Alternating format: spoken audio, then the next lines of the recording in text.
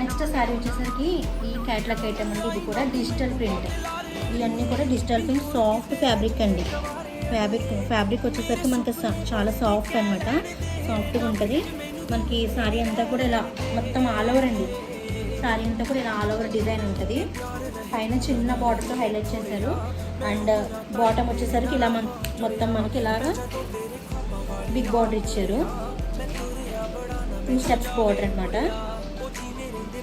Big border వచ్చింది. పళ్ళు వచ్చేసరికి ఇలా వచ్చిందండి. పళ్ళు ఇదంతా కూడా పళ్ళు. అండ్ బ్లౌజ్ వచ్చేసరికి మనకి ఇలా ప్లెయిన్ వచ్చింది.